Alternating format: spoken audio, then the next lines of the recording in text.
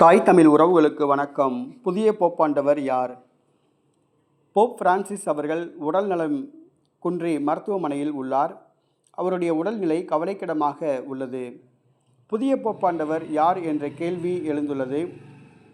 கர்தினல் குழுக்கள் ஒன்று சேர்ந்து புதிய போப்பாண்டவரை தேர்வு செய்வார்கள். 2 பங்கு வாக்காளர்களுடைய ஆதரவை பெறுபவர் போப்பாண்டவராக தேர்வு செய்யப்படுவார். இந்த புதிய போப்பாண்டவர் போட்டியில் 5 கர்தினல்கள் உள்ளனர். இவர்களில் யார் போப்பாண்டவராக தேர்வு செய்யப்படுவார் என்ற கேள்வி எழுந்துள்ளது. அந்த 5 கர்தினல்களுடைய பெயர்களையும் அவர்களுடைய விவரங்களையும் இப்பொழுது நாம் காண்போம். புதிய போப்பாண்டவர் பதவிக்கான போட்டியில் முன்னிலையில் இருப்பவர் ஹங்கேரி நாட்டை சார்ந்த கர்தினல் பீட்டர். இவர் ஆர்ச் பிஷப்பாக உள்ளார். இவர் இறையியலில் டாக்டர் பட்டம் பெற்றுள்ளார்.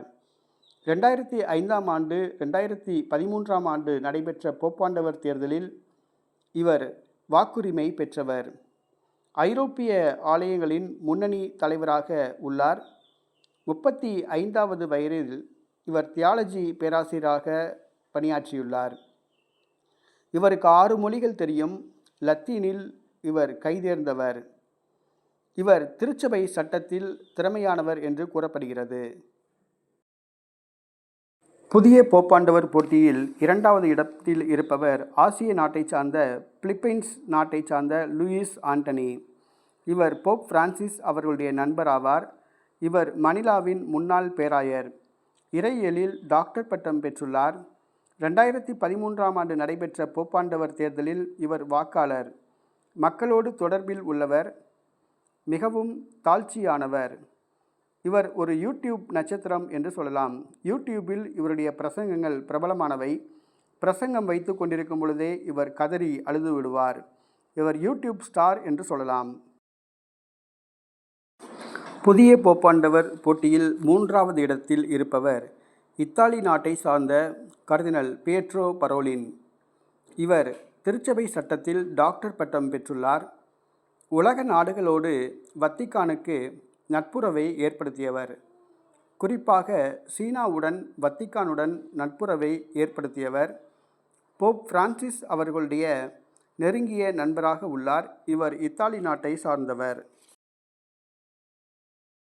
புதிய போப்பாண்டவர் போட்டியில் 4வது இடத்தில் இருப்பவர் ஆப்பிரிக்க நாடுகளை சார்ந்த கானா நாட்டை சார்ந்த கர்தினல் பீட்டர் டர்க்சன். இவர் கானா நாட்டை சார்ந்தவர், கருப்பினத்தவர். கத்தோலிக்க மக்களுக்கும் முஸ்லீம் மக்களுக்கும் உறவை மேம்படுத்தியவர்.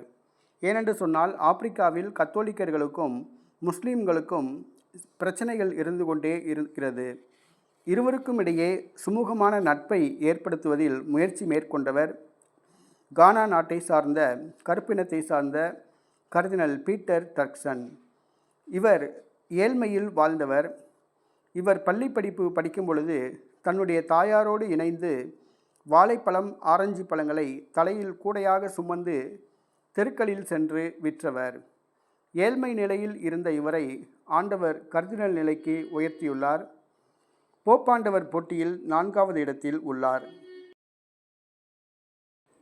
புதிய போப்பாண்டவர் போட்டியில் 5வது இடத்தில் இருப்பவர் ஆஸ்திரிய நாட்டை சார்ந்த கர்தினல் கிறிஸ்டோப் ஸ்கான்பான். இவர் வியானா ஆர்ச் பிஷப்பாக உள்ளார். மறைக்கல்வியில் கைதேர்ந்தவர். முன்னாள் போப்பாண்டவர் 16ஆம் ஆசீர்வாதப்பரின் மாணவர் ஆவார். புதிய போப்பாண்டவர் போட்டியில் 5 கர்தினல்கள் உள்ளார்கள். தற்பொழுதைய போப்பாண்டவர் பிரான்சிஸ் அவர்களுடைய உடல்நலம் தேறி குணமாக அவருக்காக நாம் ஜெபிப்போம். நம்முடைய ஜெபத்தில் அவரை நினைத்து கொள்வோம்.